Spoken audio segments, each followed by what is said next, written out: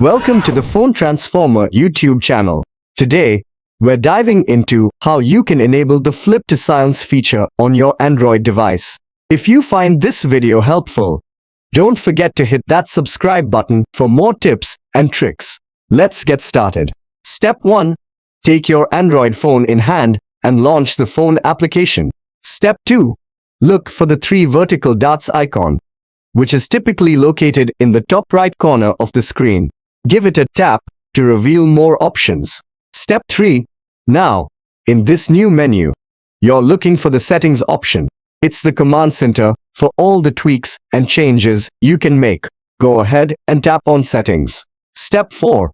Scroll through the settings until you spot flip to silence. It's like a ninja move for your phone calls. But today, we're going to disarm it. Tap on it to continue. Step 5. Here, you'll see the disable flip to silence option. It's the switch that controls whether your phone goes silent when you flip it face down. Step 6. Finally, it's time to turn it on. Just tap on the option, and voila! You've successfully enabled flip to silence on your Android phone. Thanks for watching. See you in the next video.